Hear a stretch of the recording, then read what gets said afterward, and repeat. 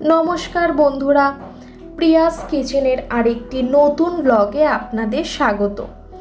আজ আমি আপনাদের জন্য ঝিঙে আলু বড়ির ঝোলের রেসিপিটি নিয়ে চলে এসেছি। কিভাবে মাত্র কয়েকটি উপকরণ ব্যবহার করে এই রেসিপিটি আরও টেস্টি করা যায় তার পদ্ধতিটি চলুন দেখে নেওয়া যাক। প্রথমে গ্যাসে একটি ননস্টিক কড়াই বসিয়ে ভালোভাবে গরম করে নিয়ে দিয়ে দিচ্ছি 1 টেবিল স্পুন সরষের তেল। তেল ভালোভাবে গরম হয়ে গেছে, দিয়ে দিচ্ছি 1/4 কাপ বড়ি। বড়িটা একটু লালচে করে ভেজে নেব।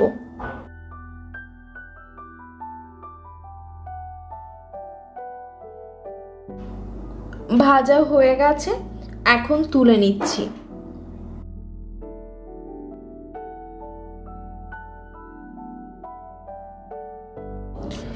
এখন ওই একই কড়াইতে দিয়ে দিচ্ছি 150 গ্রাম আলু। আলুটা 2 থেকে 3 মিনিট মিডিয়াম টু হাই ফ্লেমে ভেজে নেব।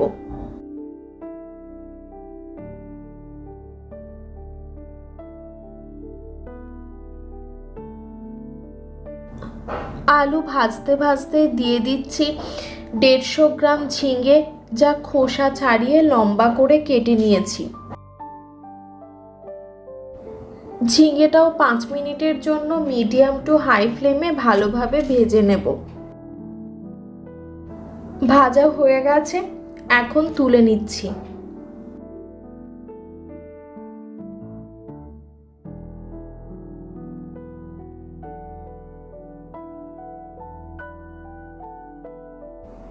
ওই একই কড়াইতে দিয়ে দিচ্ছি আরও 1 টেবিল চামচ সরষের তেল। তেল ভালোভাবে গরম হয়ে গেলে দিয়ে দিচ্ছি একটা তেজপাতা, একটা শুকনো লঙ্কা এবং 1/4 চামচ গোটা জিরে। 5 থেকে 10 সেকেন্ড নাড়াচাড়া করে নিয়ে দিয়ে দিচ্ছি একটা বড় সাইজের টমেটোর পেস্ট।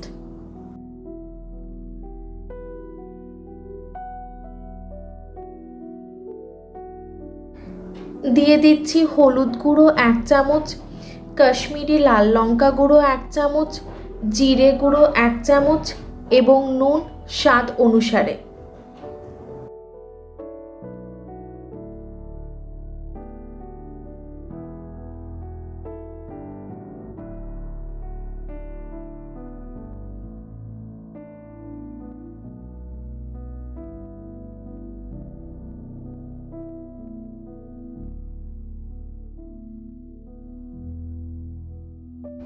দিয়ে দিচ্ছি আদা বাটা 1 চামচ।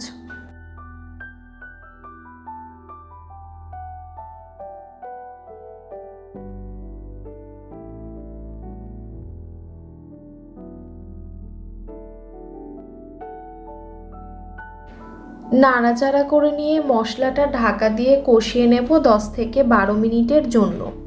মাঝে ঢাকা সরিয়ে নিয়ে কিছুটা গরম জল অ্যাড করে দিয়েছিলাম, যাতে মশলাটা পুড়ে না যায়। মশলা থেকে তেল অনেকটাই সেপারেট হয়ে গেছে।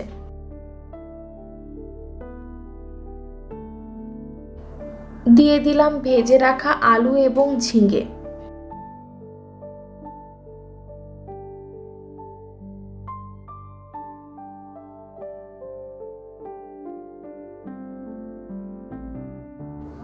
দু থেকে 3 মিনিট হাই ফ্লেমে ভালোভাবে কষিয়ে নিয়ে দিয়ে দেব 1 কাপ গরম জল।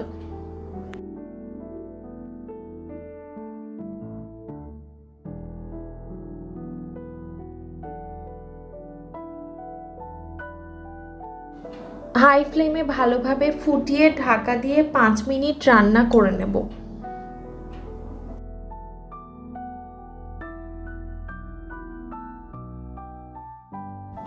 5 মিনিট পর দিয়ে দিচ্ছি গরম মশলা 1/4 চামচ, চিনি 1 চামচ, ঘি 1 চামচ,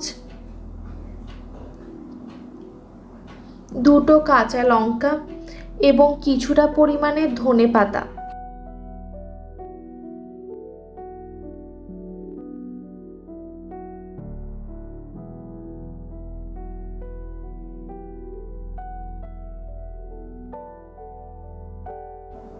দিয়ে দিচ্ছি আগের থেকে ভেজে রাখা বড়ি।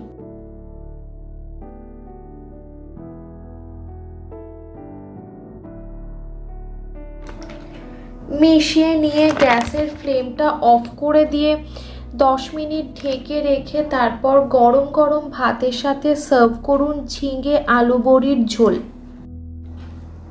সম্পূর্ণ ভিডিওটি দেখার জন্য ধন্যবাদ।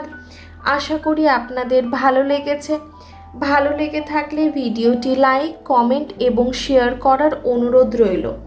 এখনও সাবস্ক্রাইব না করে থাকলে সাবস্ক্রাইব করে বেল বাটনটা অন করে দেবেন ভিডিও আপলোড হওয়ার সাথে সাথে নোটিফিকেশন পাওয়ার জন্য। আবারও দেখা হচ্ছে পরের ভিডিওতে। ধন্যবাদ, ভালো থাকবেন।